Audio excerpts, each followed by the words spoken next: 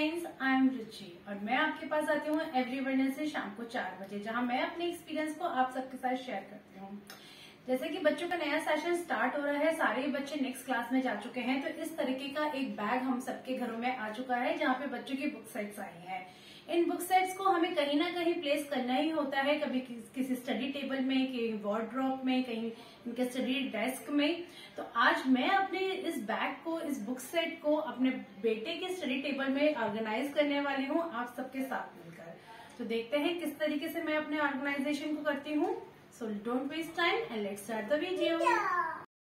सबसे पहले तो मैंने जो ऊपर रखी हुई जितना भी सामान था, जितनी भी स्टेशनरी थी, नोटबुक्स थी, बुक्स थी, इनके पुराने ज्योमेट्री बॉक्स थे, इस सब को बाहर निकाल के इस पूरी शेल्फ़ को पूरा एम्प्टी किया।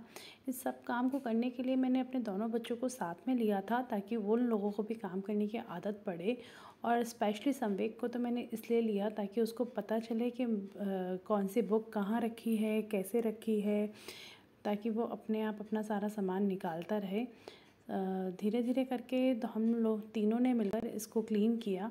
जब ये सब कुछ खाली हो गया तो मैंने इसको एक क्लीनर के साथ उसको क्लीन किया, पूरी शेल्फ़ को। वैसे तो मैं रेगुलरली इसको साफ़ करती रहती हूँ, तो ये बहुत ज़्यादा गंदी नहीं थी, लेकिन फिर भी मैंने इसको जब नया बुक सेट लगा रहे हैं तो अच्छे से क्लीन होना उसका ज़रूरी था। तो अंदर और बाहर दोनों तरफ से मैंने इसको क्लीन कर दिया और ये एकदम से बढ़िया तरीके से चमकने लगती है। मैं इसको एक मल्टीपर्पज़ क्लीनर के बाद एक कॉलिन से भी इसको साफ़ करती हूँ, क्योंकि कॉलिन से मुझे ऐसा लगता है किसी भी फर्नीचर पे अच्छी चमक आ जाती है। और ये देखिए कितना चमक रहा है मेरा टेबल एकदम बढ़िया तरीके से।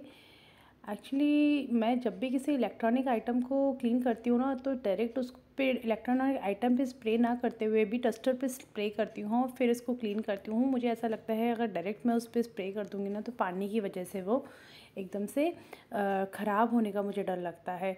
इसलिए मैं हमेशा अपने डस्टर पे स्प्रे करती हूँ कॉलिन का और फिर उसको इलेक्ट्रॉनिक आइटम पे रब करती हूँ। ये देखिए इसी तरीके से मैंने अपना प्रिंटर को भी क्लीन किया है।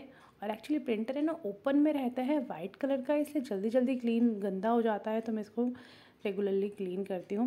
इसके बाद ये नीचे जो इसकी स्टेशनरी ड्रॉर हमने बनवाई है ना, इसको भी मेरे को क्लीन करना पड़ता है, क्योंकि एक्चुअली इसमें सारी स्टेशनरी रखी है, तो स्टेशनरी में से ना कुछ छोटे छोटे पार्टिकल्स निकलते रहते हैं। लाइक जब भी हम इसको पेंसिल को शार्प करते हैं या कलर है वो किसी भी चीज़ को रखते हैं, तो ये बहुत जल्दी गंदा होता रहता है। तो इसको मैं ये गीले कपड़े की सहायता से बाहर निकाल रही हूँ सारा इसका डस्ट, और ये अच्छे से क्लीन हो जाएगा। और यहाँ पे ये देखिए पूरा अच्छे से मैंने क्लीन कर दिया है। यहाँ पे दोबारा से कॉलिन डाल के एक बार इसको अच्छे से चमका दिया।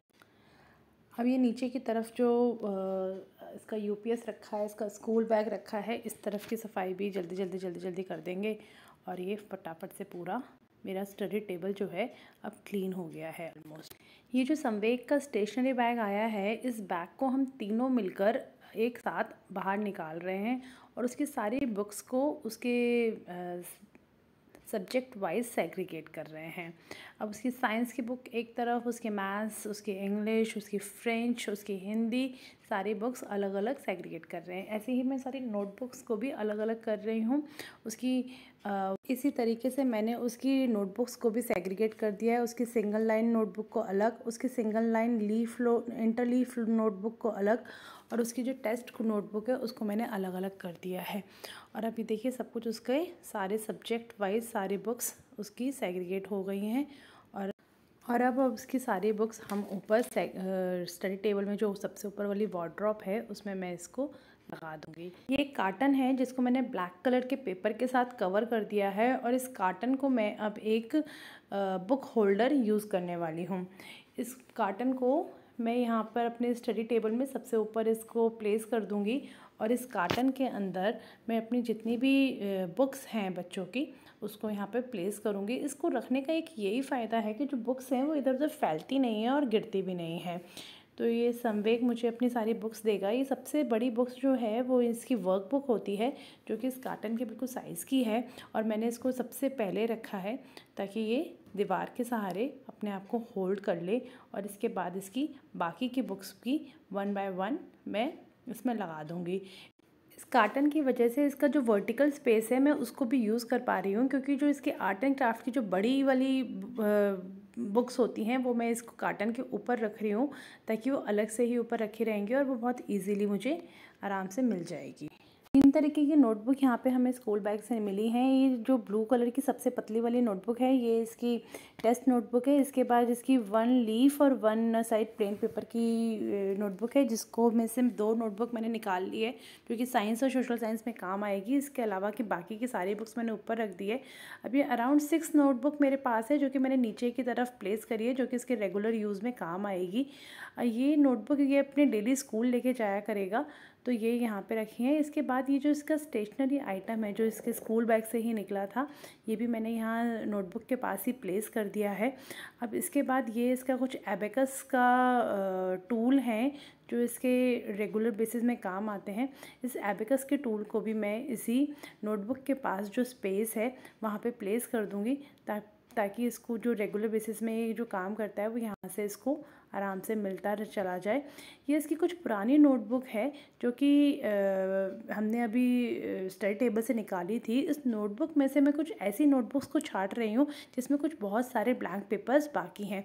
इन नोटबुक को फेंकने की जगह मैं as a rough notebook use करूँगी और इसको छांट कर मैं साइड कर लेती हूँ, सारे सेग्रीगेट करके मैं इसको साइड कर लूँगी और इसको यूज़। अब इन नोटबुक को भी मैं उसी कार्टन में प्लेस कर रही हूँ, वन साइड अनदर साइड जो उसका था, ताकि इन नोटबुक को भी मैं as a rough notebook use कर पाऊँ।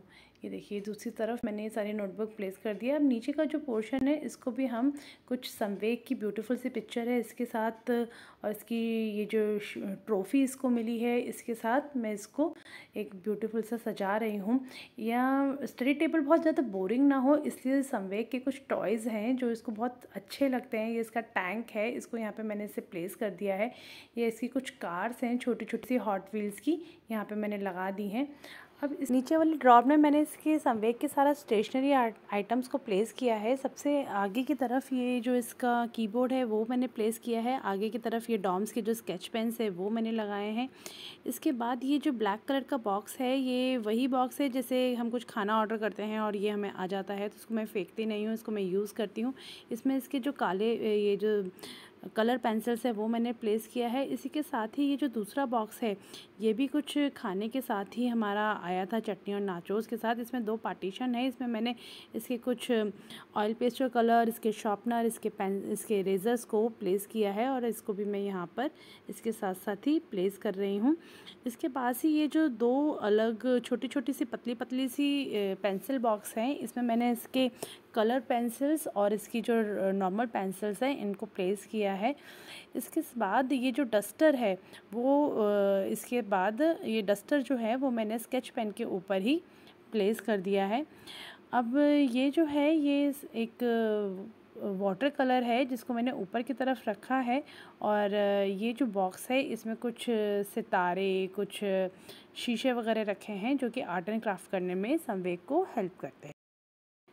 ये देखिए एक भी बाज़ार से कोई भी ऑर्गेनाइज़र मैंने बाय नहीं करा है, परचेज़ नहीं किया है, और ये कितनी ब्यूटीफुली कितनी अरेंज ऑर्गेनाइज हो गई ये ड्रॉर, जिसमें इसका सारा ही ज़रूरी स्टेशनरी इसके टिप पर है। तो ये बहुत अच्छे से ऑर्गेनाइज़ हो गई है। तो अब हम करते हैं ऊपर का जो डेस्क है इसको ऑर्गेनाइज़ करते हैं। यहाँ डेस्क पे मैंने एक माउस रख दिया है। ये जो लैपटॉप है इसको मैं इस तरीके से खड़ा रखती हूँ ताकि जो इसका कैमरा है इसके आगे समवेग नज़र आता रहे, और जो कैमरे का काम है वो मैं इस लैपटॉप से लेती हूँ। इस लैपटॉप को मैंने इस टीवी के साथ अटैच कर दिया है ताकि जो भी इसमें मैम जो भी इसे सिखा रही हैं वो अच्छे से बड़े से विजिबल हो और वो दूर से भी इसको बैठकर देख सके और इसकी आइज़ पे बहुत ज़्यादा इम्पैक्ट ना पड़े। और इस टीवी की वजह से इसकी जो साउंड क्वालिटी है वो भी बहुत तेज़ हो जाती है। टीवी के बराबर में ही एक प्रिंटर रखा है। प्रिंटर से जो भी स्कूल से असाइनमेंट आते थे वो हम इसमें से निकाल लेते थे ताकि उसको करना बहुत इजी हो जाए। टीवी और प्रिंटर के बीच में एक हमने पेन को पेस्ट किया हुआ है ताकि वो ऑल द टाइम हमें वहाँ पे अवेलेबल रहे और हम इजीली काम कर लें। नीचे की तरफ एक छोटी सी जगह है जहाँ पे हम समवेग के बैग को प्लेस करते हैं, और एक यूपीएस यहाँ पे रखा हुआ है जो कि हमें फ्यूचर में लगता है कि हम इसके लिए पीसी बाय करेंगे। यहाँ एक छोटा सा डस्टबिन रखा है। मैं बहुत ज़्यादा बड़े डस्टबिन के फेवर में नहीं हूँ क्योंकि वहाँ पे डस्टबिन के पास गंदगी बहुत हो जाती है और बहुत मच्छर मक्खी हो जाते हैं।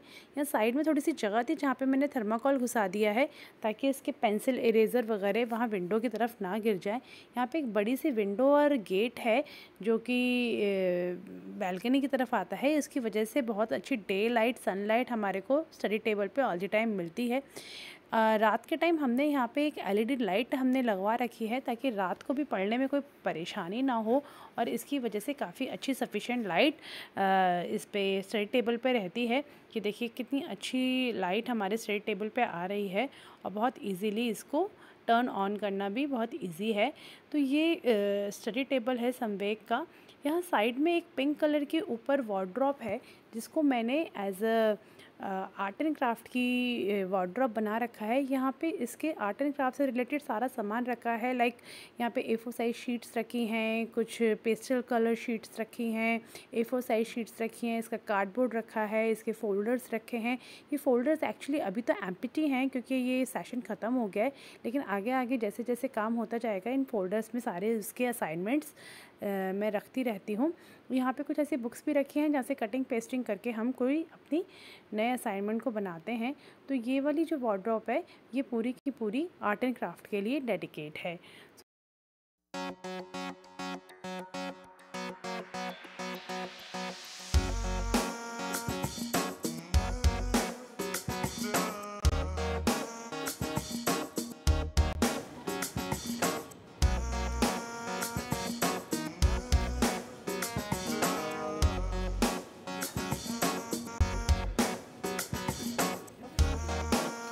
फ्रेंड्स, कैसा लगा मेरा स्टडी टेबल ऑर्गेनाइजेशन? इस स्टडी टेबल को ऑर्गेनाइज करने में मेरे बच्चों ने मेरी पूरी हेल्प करी है।